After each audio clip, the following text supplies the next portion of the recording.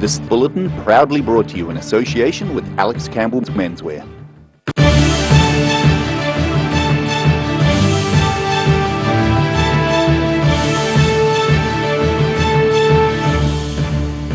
Tonight on The South Today, an interactive 3D model shows the effects of COVID-19 on the human body and its spread around the world. A Dunedin artist has invented a new way of processing photographic film using coffee. And a DVD has been released detailing the journey from mainland China to Dunedin's Lanwan Chinese garden.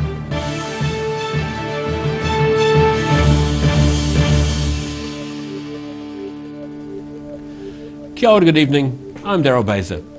A new interactive exhibit at the Otago Museum shows the damage COVID-19 can inflict on the human body. It also shows how rapidly the pandemic spread around the globe. Using 3D art to show the effects of the COVID-19 virus around the world. So there's a wonderful touch screen where you can actually look around the whole world and actually see the numbers increase quite rapidly through the last year. Otago Museum science communicator Catriona Gower says the interactive exhibit shows the global reach of the pandemic. And as well as the spread of the virus, there's a model of a 73-year-old Brazilian man's lungs during different stages of COVID-19. And that virus took over his lungs very, very rapidly. So you see just through a month of his life, the impact that had on his lungs, and even just the amount of oxygen he was needing to have to keep alive. Catriona Gower says the man whose lungs are on display did survive the illness. But the images he let be taken graphically show the effects COVID-19 has on lung capacity. It's very, very dramatic, and you can actually have cut-throughs of his lungs, so you can actually see the capacity of them shrink quite dramatically, and then start to increase again as he started to recover. The display is part of the virtual body table in the Tuhura section of Otago Museum. The exhibit was created by Swedish 3D visualization software company Interspectral. Gower says it's a great way of illustrating the need for people to be vaccinated against the virus. In Dunedin, The South Today. Pupils from Aurora College in Invercargill have transformed an almost empty plot of land into a flourishing garden. From bee havens to tomato-filled tunnel houses and blossoming fruit trees, the school's garden club is being hailed as a blooming success. The year-long project has been possible thanks to help from the wider community. More than $400 worth of fruit trees and plenty of seedlings have been gifted by various donors. All of the flowers and leftover produce is just being distributed to the local community. A Dunedin photographer is snapping portraits of customers as they drink coffee at a local cafe. And while that's not unusual, what is strange is he's using coffee to help to develop the photographic film. Dunedin artist Chris Schmelz is hanging around the RDC Cafe on George Street using an old-fashioned camera to snap portraits of customers, and then doing something unconventional with the photographic film. It's analogue photography, black and white, so processing the film in a kind of experimental processing technique. Schmelz is a former part-time employee of the cafe, and this week he's putting up the photos of customers as part of an art project called Cathanol Cafe. Instead of developing his photographic film with toxic chemicals, he's using common kitchen ingredients to fix his exposures on the film. I make a developer using coffee, vitamin C, washing soda, and a little bit of salt, and process it as you would a normal black and white film. Slightly longer, like different times and treatment of the film, but fairly standard in its process, just different chemicals basically. So a non-toxic way of producing a black and white negative. Schmelz is planning to be available to take portraits of customers at the RDC Cafe every day from mid-morning to mid-afternoon until Friday. In Dunedin, The South Today. Part of a 115-year-old hotel in Greymouth has been turned to rubble by demolition crews. The old dining room at the back of Greymouth's Kingsgate Hotel was the first part of the building to be attacked by a demolition digger. Also up for the chop is a canopy and glazed entry to the old portion of the hotel, which dates back to 1906. The hotel's 7-storey tower block is to remain after demolition, with a new lobby to be built on the cleared site. A documentary about Dunedin's Chinese garden is due to go out to schools across Otago. The chairman of the garden says thousands of copies of a DVD have been produced to help educate the youngsters about the province's history. A newly produced documentary traces the steps from mainland China to Dunedin, having the southernmost authentic Chinese garden. Why would we ever have a Chinese garden here? So we're linking in they were linking in the story of the early settlers, the gold miners, the Chinese involvement in Otago, Dunedin and New Zealand to this garden. The documentary started as a Toitu Settlers Museum project driven by Will McKee and Sean Brosnahan. Chairman of the Dunedin Chinese Gardens Trust, Malcolm Wong, says their garden is the genuine article, following a journey undertaken by Mrs McKee and Brosnahan. And their byline was the journey to Lan Yuan. And they came to us with this project of the Trust, and we also had the enthusiasm of past Chairman Peter Chin. The Trust is producing digital copies of the documentary, and Malcolm Wong says the Trust hopes the story can be shared well beyond the garden's decorative walls. This story doesn't belong to the garden and to the people who visit here. It needs to be told to everyone. So the young people we thought were a good source of starting point, and so they came to us with this project of getting the DVDs into schools throughout Otago. He says the Chinese Gardens Trust and Otago Southland Chinese Association are sponsoring the production of 2,500 DVDs. In Dunedin, the South Today. And still to come on the South Today, we check in with a new men's shed and chat with an eel catcher trying to help an endangered species to breed. See you after the break.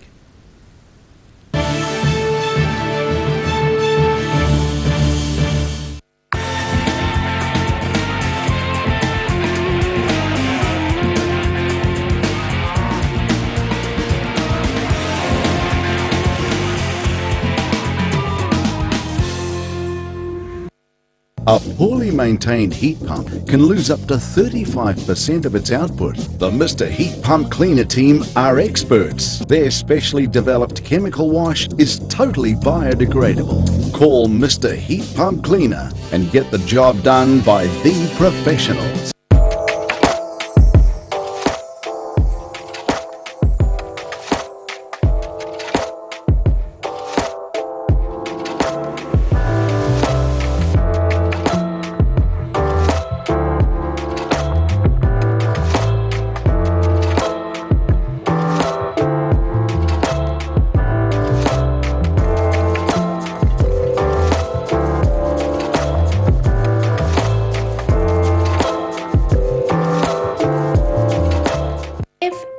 Risk of developing melanoma skin cancer, you owe it to yourself to have a mole map. Mole map is coming to your area. Phone today to make an appointment. It could save your life. Hi, it's Lindsay here from Alex Campbell Menswear. Our 3 stores have got a deal for you. We're going hard, we're going early, so we've gone hard on the prices, 50% off, a great selection. Shorts, look at all these shorts. T-shirts, they're all half price. Check out all those tees along there. What about all these ones down here? Also at a great saving, 50% off. We're going hard, we're going early. Polo shirts, short sleeve shirts, there's such a variety. Alex Campbell Menswear, it fits. It's the Alex Campbell Menswear. Go hard, go early, summer sale. Don't miss this one. Ah, TV, our favourite babysitter. But it can be tough keeping up with what our tamariki are watching.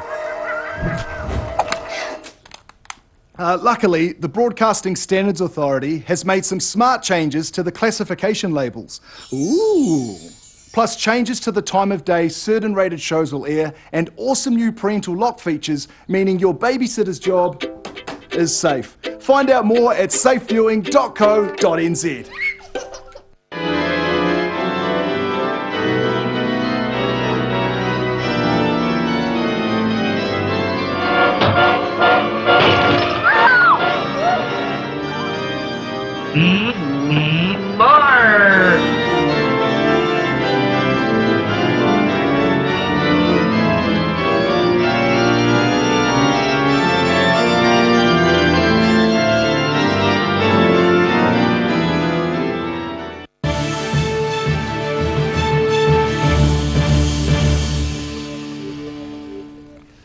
No mai anō, welcome back. Power generators are hoping heavy rain forecast for the south will replenish hydro lakes, which are approaching dangerously low levels. Lake levels are normally low at the end of summer, but this year they're so low, power generators are becoming concerned. Lake Pukaki is at almost half of its historical average. Lakes Manapori and Tiano are in similar positions. However, Lake Hawea is one of the lakes slightly better off, with the water being about 75% of average. Help could be at hand as heavy rain is forecast for the Southern Lakes area for much of next week. A home away from home for handymen and women has been officially opened in Arrowtown. The Arrowtown Men's Shed is one of more than 100 community workshops across the country, with this one taking 4 years to come to fruition. 4 years in the planning, the Arrowtown Men's Shed is finally open. What we've got is a building that's set up for club members to use for doing hobbies, woodworking stuff and things like that. Our wives reckon it's there for guys to go and make cups of tea, get pieces of wood, turn them into sawdust and tell lies to each other, but I'm not sure that that's correct. The club rooms cost $120,000 to put together and were only possible thanks to the support and generosity of many organisations and businesses in the Wakatipu region. The Men's Shed is a registered charitable organisation and now ready to give back to the community. You know, one of the aims is to do charitable works around the stuff, but we've been approached by the local primary school, a charity group in Queenstown to do some bits and pieces, so we've now got to get in contact with them, say we're open and running, and I'm sure there'll be other people that will come up with ideas for us as well. And, just in case you're wondering about the name, membership to the Men's Shed is open to all. We don't have any female members, but it's definitely open to female members. I think one of the female members has just walked in. She expressed an interest in joining the other day, and then I've got a niece who's an architect here. She's interested in getting involved as well, so you know there will be people here of the opposite gender. Yeah. It's hoped membership fees will stay below $25 per year. In Arrowtown, the South Today. Some longfin eels migrating their way down the Clutha River need not worry about the dangers of spinning hydro turbines on their journey back to the ocean. It's because contact energy is now catching and transporting a number of egg-carrying females past the 2 hydro dams along the river. For about 40 days this summer, Tony Hishin's been working for Contact Energy to catch as many long fin eels as possible in Lakes Wanaka, Wakatipu and Hawea. He'll transport the females that are getting ready to lay their eggs safely below the hydro dams which stand in the way of their long migratory trip to the Pacific Ocean. The others, which are not yet ready for migration, are released back into the lake until next time. So when an eel's turn into a migrant, they start to change colour, and they go like a bluish sort of colour, like this eel here has. And their eyes get bigger, their heads get pointier. So yeah, most of the eels we catch just, I call them feeders, so they just get put back into the lake where they've been caught. And they may get caught for another 20 or 30 or 40 years before they actually, reach that stage in their life cycle that they need to be lifted over. So eels can survive a long time out of water, which is how they've wriggled their way past the hydro dams on their journey upstream in the first place. When they finally reach maturity at about 20 or 30 years of age, the fertilised females return to the same patch of ocean near Tonga where they were born to lay eggs. Unfortunately, hydro dams with turbines spinning at about 1 revolution per second kill a large number of the eels on their way to sea. Which is why Contact Energy contracts experts such as Hishin to catch as many of this at-risk species before they head downstream, setting about 800 eel traps over the summer using GPS to locate the nets the next day. Go out and lift our nets that we've set the previous day, and then we might move from different locations or just depend on weather and what we're catching, and then basically just lift and set nets all day long really. Hishin says the daily catch per eel trap can vary considerably from day to day, with some days only 1 or 2 and other days over 40 per trap. In Wanaka, the South Today. And after the break on the South Today, we take a look at an upcoming science festival and check out the outlook for Thursday and beyond. See you after the break.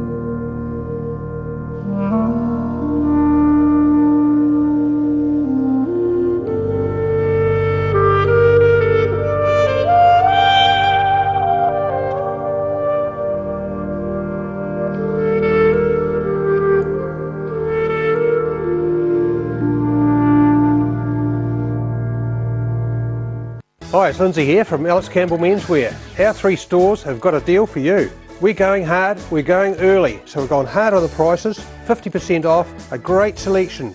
Shorts, look at all these shorts. T-shirts, they're all half price. Check out all those tees along there. What about all these ones down here? Also at a great saving, 50% off. We're going hard, we're going early. Polo shirts, short sleeve shirts, there's such a variety. Alex Campbell Menswear, it fits. It's the Alex Campbell Menswear, go hard, go early, summer sale. Don't miss this one. If you're at risk of developing melanoma skin cancer, you owe it to yourself to have a mole map. Mole map is coming to your area. Phone today to make an appointment. It could save your life. A poorly maintained heat pump can lose up to 35% of its output. The Mr. Heat Pump Cleaner team are experts. Their specially developed chemical wash is totally biodegradable. Call Mr. Heat Pump Cleaner and get the job done by the professionals.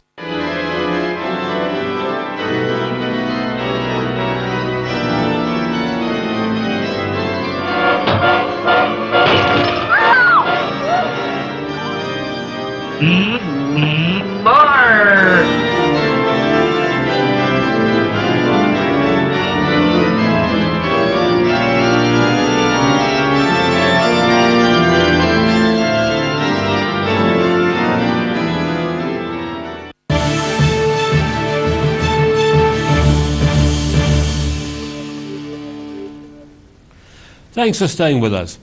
In July, the Dunedin public will be able to get a close-up look at the craters of the Moon.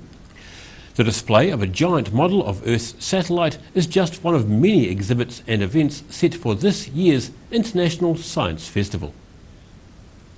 More than 150 events are planned for this year's International Science Festival, and Festival Director Dan Hendra says one of the highlights will be a display of a giant moon. We're really excited about working with the British artist Luke Durham to bring his artwork to Dunedin, the giant moon essentially. Using a composite high-resolution image supplied by NASA, a projector inside the inflated orb gives a very accurate image of the moon, with music and recordings of astronauts from their lunar missions 50 years ago to add to the atmosphere. But that's not all. The Science Festival has lined up dozens of science demonstrations, plus a pop-up virtual reality and gaming centre, allowing visitors to play, engage and discover new worlds. Working with CODE, the Centre of Digital Excellence, to create a pop-up virtual reality and gaming centre, and working with the science communicator Amadeo on a big science stage show as well. Hendra is expecting to announce more events in a press release next month. And there's a lot more to come, so we have a second release at the start of May and then our final release with the full program on the 3rd of June. So we're really excited about this and we expect this to be our biggest one yet. A full program of the Science Festival is set to be released in early June. In Dunedin, the South Today. And now recapping tonight's top stories on the South Today. An interactive 3D model shows the effects of COVID-19 on the human body and its spread around the world. A Dunedin artist has invented a new way of processing photographic film using coffee. And a DVD has been released detailing the journey from mainland China to Dunedin's Lanwan Chinese Garden.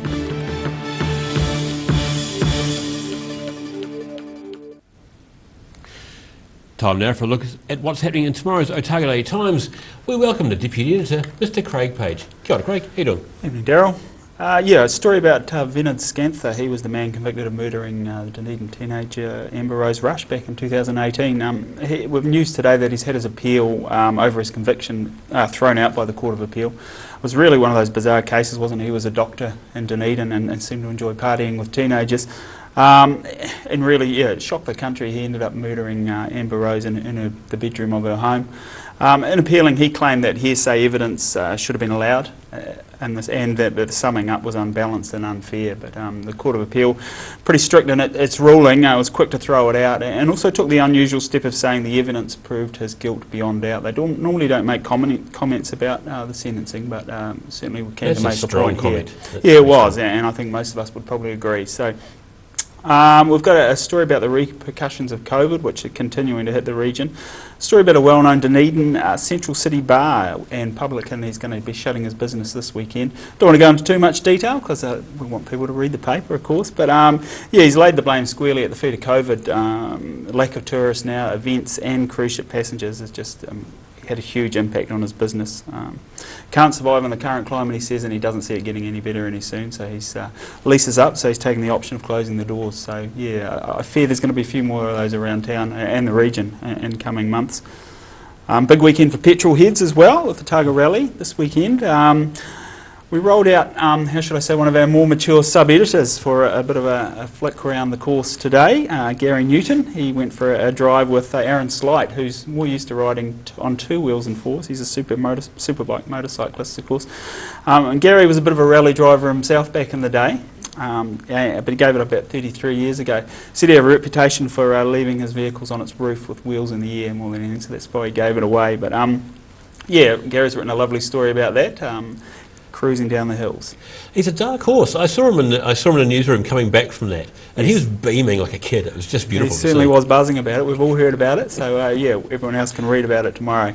And yeah, more injury-wise for the Highlanders, unfortunately. Connor Garden-Bashop, who was a bit of a star against the Crusaders a couple of weeks ago, he's now out for the season with a hand injury, and it kind of adds to our run of serious injuries we've had in recent weeks.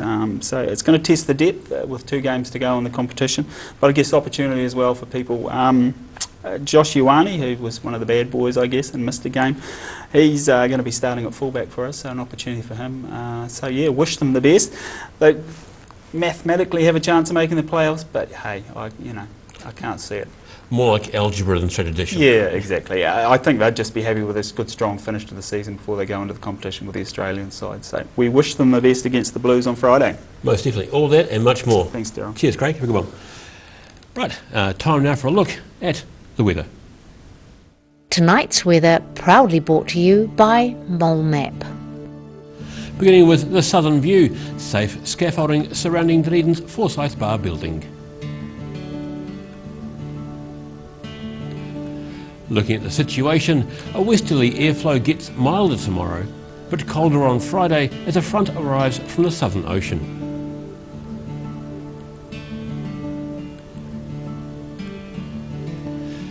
Travelling to the northwest of the South Island, not too bad for Greymouth and Westport, however you are due for a few showers and 16 degrees.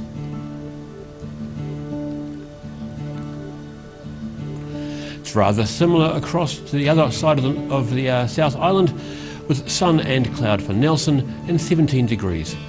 For you, and just sun for Blenheim and 18 degrees.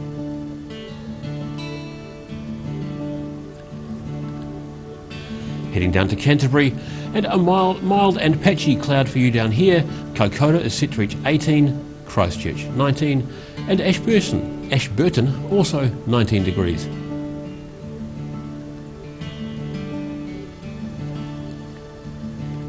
Heading to the southern towns, fresh westerlies and cloud increase across the region here.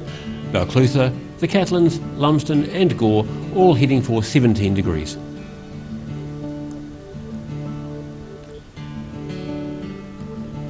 It's relatively similar in central, with moderate westerlies and some cloud for most across this area. Wanaka, Queenstown and Alexandra are all due for 18 degrees, with 17 in Te Anau.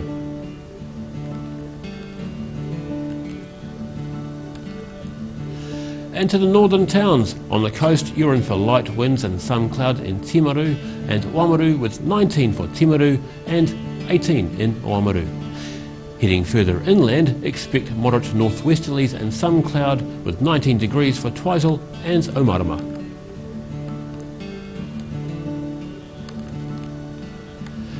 And in Dunedin, cloudy tonight with northerly winds developing, with an overnight low of 9. Cloudy tomorrow morning with a few brief showers possible and moderate northerly winds, a high of 19 and a low of 11.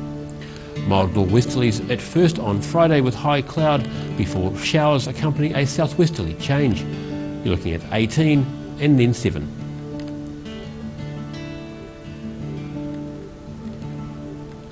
And in Invercargill, mostly cloudy tonight with an overnight low of 7 degrees. Milder tomorrow with westerlies freshening and cloud increasing during the day. A high of 17 and a low of 12. Cloudy with showers on Friday with strong cold southwesterly winds, a high of 13 and a low of 9. And that's all from the South Today team for this Wednesday. For the latest news from the southern region, head online to odt.co.nz and follow Channel 39 on Facebook and YouTube. Have a great evening. Ka kite anō.